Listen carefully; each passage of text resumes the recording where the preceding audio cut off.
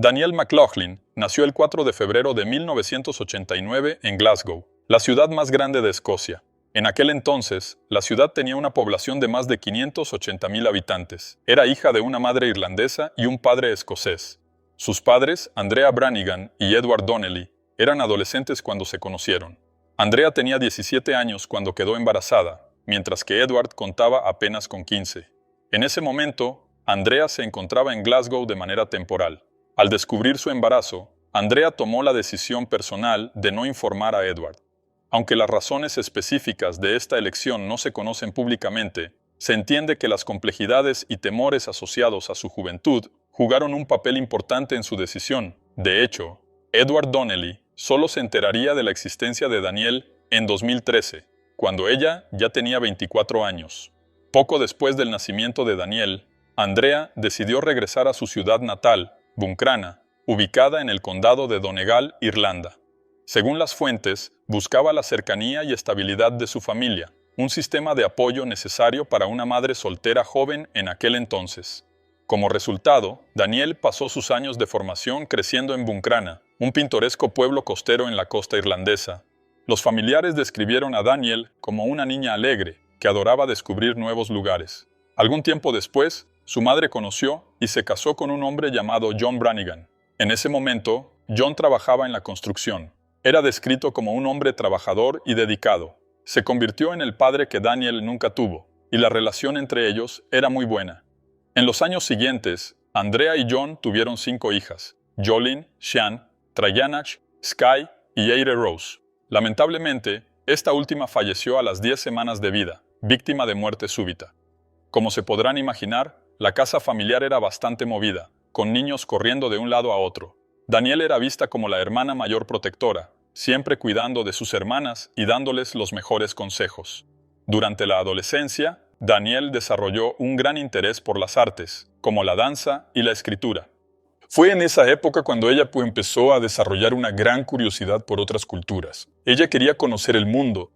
Alrededor de 2006, a los 17 años, Daniel se mudó sola a Liverpool, Inglaterra, para estudiar en la Universidad Liverpool John Moores, donde cursó criminología, psicología y sociología.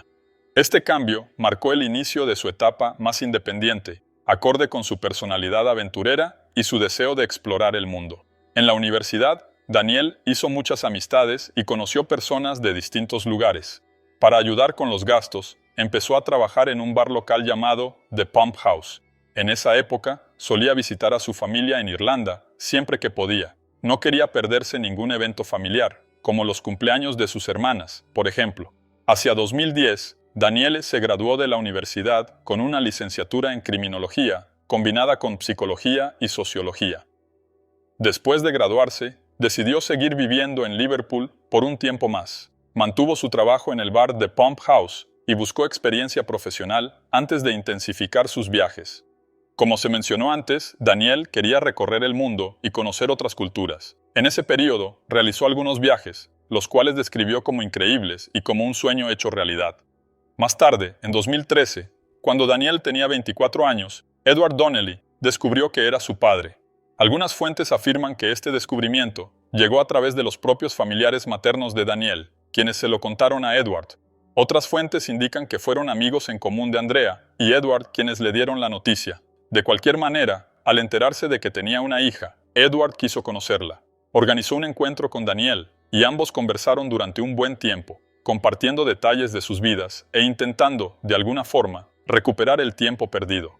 Edward expresó su deseo de registrar a Daniel como su hija en sus documentos. Daniel había pasado toda su vida sin el nombre de su padre en su partida de nacimiento ni en sus documentos de identidad, y él quería corregir eso. Daniel aceptó, y ambos gestionaron toda la documentación necesaria para que esto fuera posible. Tras finalizar el proceso de reconocimiento paterno, Daniel fortaleció su doble ciudadanía. Era irlandesa por parte de madre, quien es de Irlanda, y por haber nacido en Escocia, obtuvo automáticamente la ciudadanía británica por jus soli, es decir, el derecho a la ciudadanía por nacer en un determinado país. Ahora, con el nombre de un padre británico en su partida de nacimiento, cualquier trámite burocrático podría resolverse mucho más rápido. En los años siguientes, Daniel realizó más viajes a distintos países donde trabajó como voluntaria enseñando inglés y artes a niños. En 2015, John Brannigan, el padre adoptivo de Danielle, enfermó gravemente y ella decidió regresar a Buncrana, en Irlanda, para apoyar a su familia en ese momento difícil. John padecía asbestosis, una enfermedad pulmonar crónica y grave, causada por la exposición prolongada al amianto durante su trabajo en la construcción. Esta exposición ocurrió en obras donde el amianto se usaba comúnmente en materiales de construcción en esa época, lo que provocó complicaciones graves a lo largo de los años. En noviembre de ese mismo año, la salud de John se deterioró y finalmente falleció. Esta pérdida fue devastadora para Danielle, que lo consideraba un padre, y también para su familia. La familia ya había atravesado un momento difícil años antes, con la muerte de Eire Rose, una de las hermanas de Danielle, víctima del síndrome de muerte súbita infantil, lo que afectó profundamente a John. En los meses posteriores, Danielle decidió quedarse con su familia en Buncrana hasta que la situación se estabilizara. En 2016, Danielle realizó su primer viaje a la India. Viajó como mochilera, enfocándose en trabajos voluntarios e inmersión cultural. Durante el viaje, trabajó como voluntaria en un orfanato en Kolkata, en el este de la India. Sus actividades incluían ayudar a los niños a aprender inglés, organizar proyectos de arte y enseñar danza, hobbies que ella había amado desde la infancia. Aún en 2016, Danielle viajó al estado de Goa, en el suroeste de la India, conocido por sus hermosas playas y su gran atractivo turístico. En Kanakona, una ciudad costera al sur de Goa, conoció a Vikat Bhagat, un indio de 24 años en ese momento. Se agregaron en Facebook y mantuvieron intercambios de mensajes ocasionales después del encuentro. Danielle exploró la región, haciendo amistades con locales y turistas, y se sintió fascinada por playas como la de Palolem. Esta parte del viaje le hizo sentirse como en casa en la India, lo que influiría en su decisión de regresar al país al año siguiente. A finales de 2016, tras su viaje a la India, Danielle regresó a Buncrana, Irlanda. No dejaba de hablar sobre la India con amigos y familiares, describiéndolo como un lugar que podría ayudarla a resetearse espiritualmente. Esa experiencia la motivó a planear un segundo viaje para formarse como profesora de yoga, con la intención de mudarse después a Canadá. Tras la muerte de su abuelo materno en noviembre, permaneció en Irlanda para Navidad y para celebrar su cumpleaños, el 4 de febrero de 2017.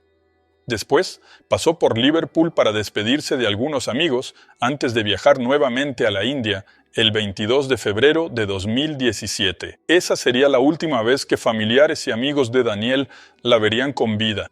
Danielle planeaba quedarse solo unos meses en la India para hacer cursos de yoga, convertirse en profesora y después evaluar la posibilidad de mudarse a Canadá. Viajó con pasaporte británico y llegó acompañada, al principio, de una amiga australiana. Casi el mismo día de su llegada a la India, publicó un mensaje en Facebook agradeciendo a su familia y amigos y anunciando su nueva aventura. Inicialmente se quedó en el norte de Goa, más concretamente en Arambol, un pueblo con un centro de yoga. Ella y su amiga australiana alquilaron alojamientos sencillos y aprovecharon para explorar la región. Desde que llegó a la India, Danielle mantuvo contacto directo con su madre por mensajes, tranquilizándola sobre su seguridad. Después de pasar unos días en Arambol, Danielle y su amiga decidieron ir al sur de Goa, más específicamente a Kanakona, una aldea de la India. Allí, se unieron a algunos amigos, incluyendo a una amiga de Inglaterra. Ambas se alojaron en una cabaña en la playa de Palolem. Danielle y su amiga no fueron al sur de Goa por casualidad. Su intención era participar en el Holi, conocido como el Festival de los Colores. El Festival de los Colores es una de las celebraciones más famosas de la India. Marca la llegada de la primavera, la victoria del bien sobre el mal y el amor divino entre Krishna y Radha. En Goa, el festival adquiere un toque único. Combina tradiciones hindúes con la vibra de las playas, música electrónica, DJs y fiestas internacionales. El festival dura varios días en marzo, con desfiles folclóricos, danzas y fogatas la víspera. Las personas lanzan polvos de colores, agua teñida y bailan en playas como Palolem, Anjuna o Arambol, creando una explosión de colores.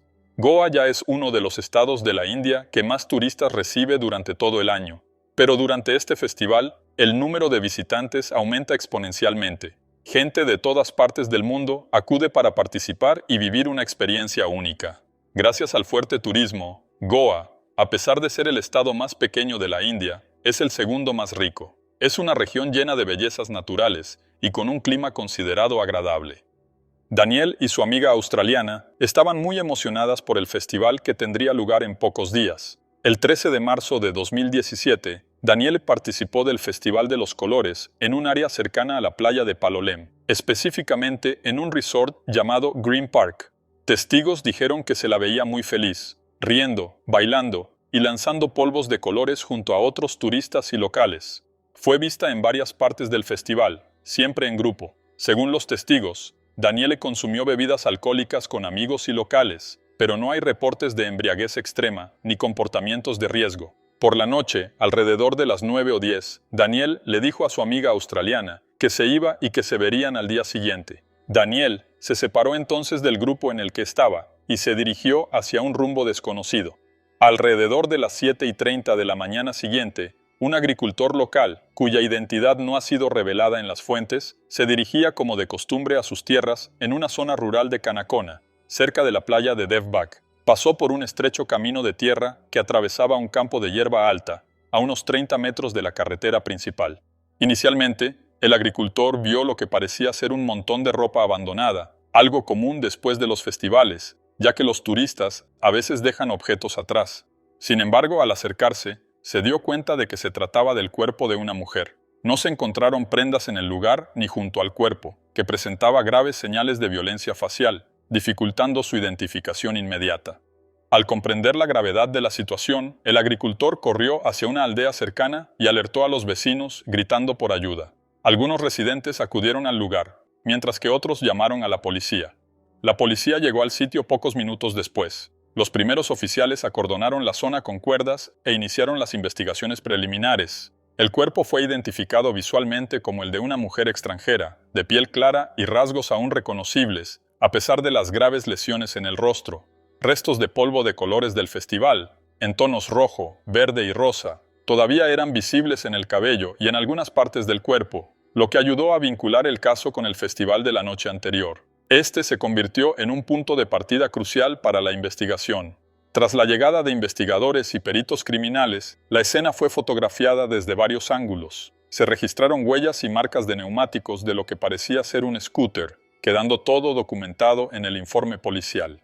Se tomaron muestras de suelo y fibras en la escena. La víctima no llevaba ninguna pertenencia personal, como documentos o teléfono móvil, lo que dificultó su identificación inicial. La noticia de que se había encontrado el cuerpo de una mujer que posiblemente era turista se difundió rápidamente entre la comunidad local y los visitantes en Palolem. Horas antes, la amiga australiana de Danielle, que compartía la cabaña con ella en la playa, había acudido a la comisaría a reportar la desaparición de Danielle. Danielle no había regresado a la cabaña según lo acordado la noche anterior, ni había llamado para avisar que se quedaría fuera más tiempo. La amiga intentó llamar, pero el celular de Danielle estaba apagado. Esto hizo que la amiga se preocupara y fuera a la comisaría a denunciar la desaparición.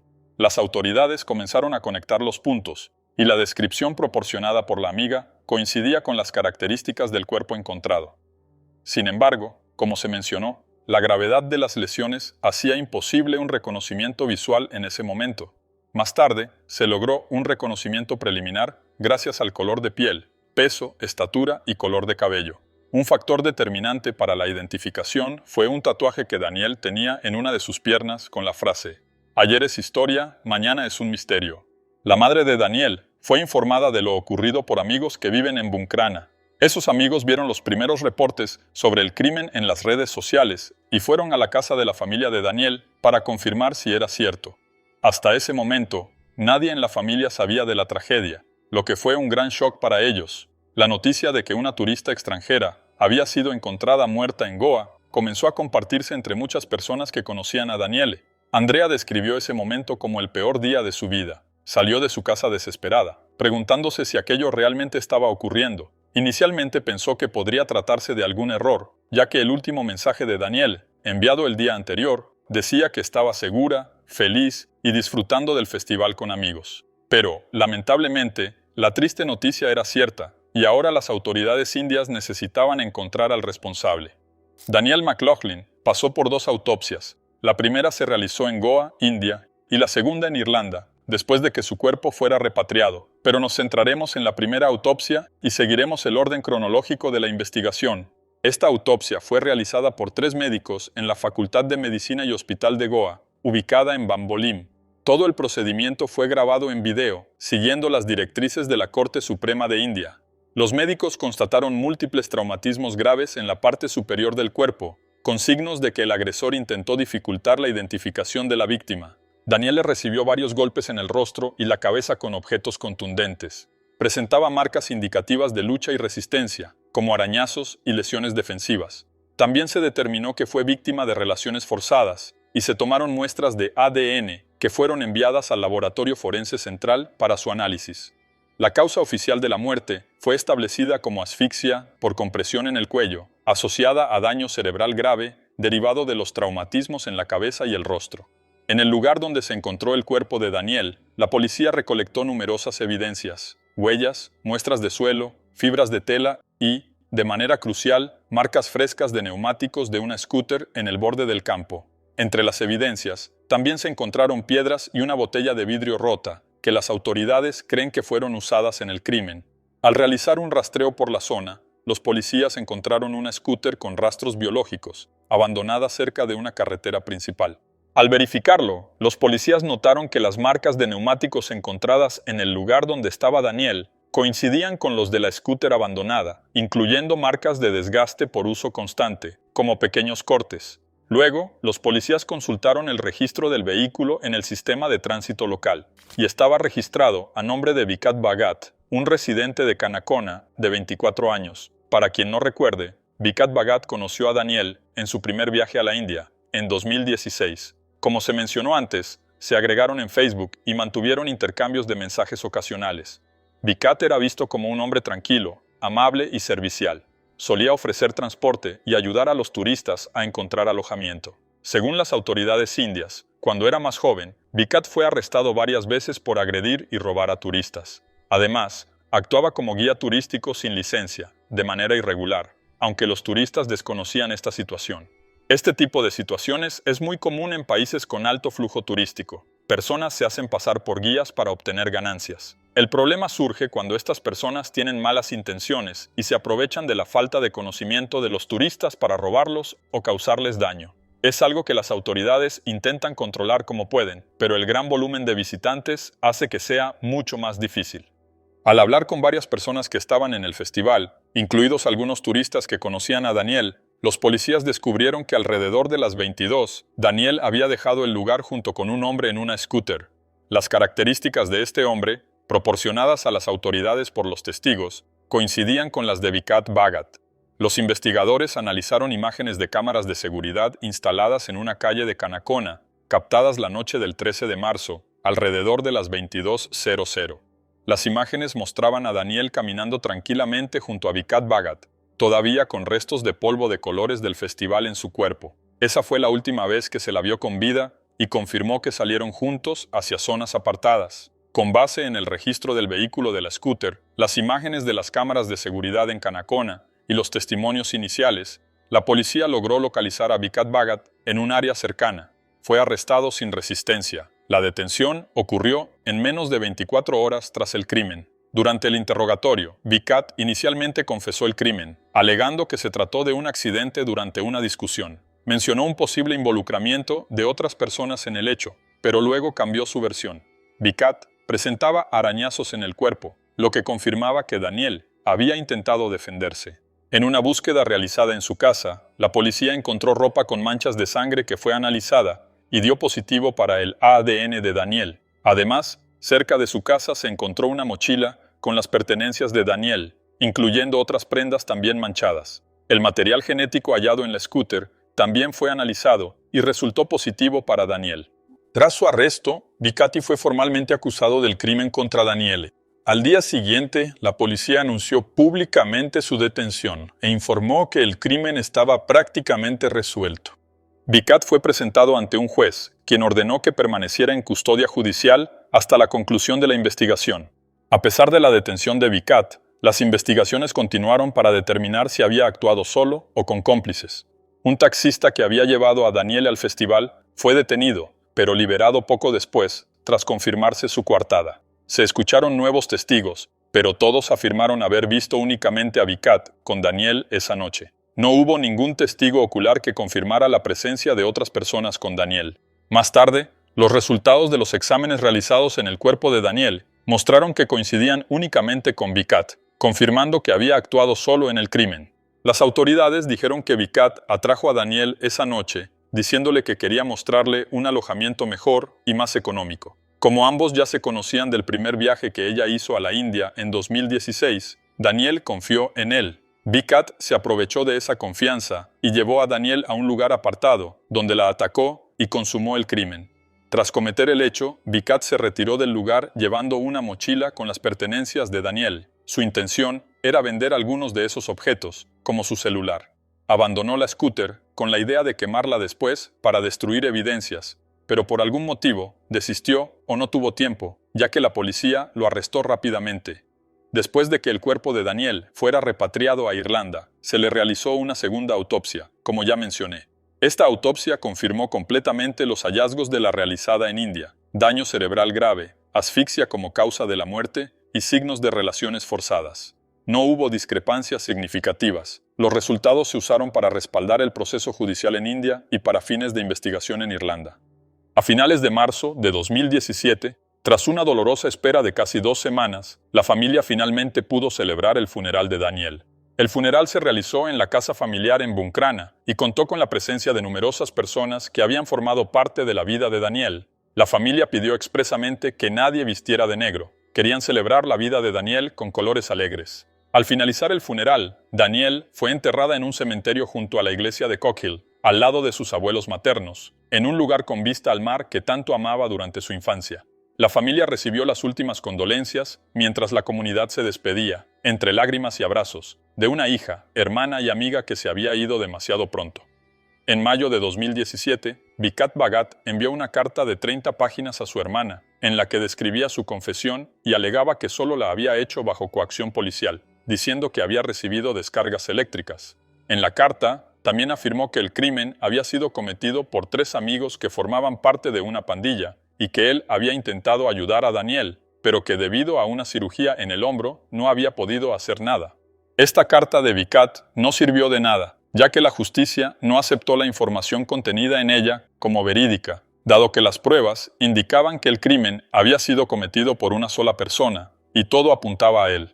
Posteriormente, la investigación policial se cerró con un informe de 374 páginas, que incluía, además de los testimonios, numerosas evidencias catalogadas que señalaban a Vicat Bhagat como autor del crimen.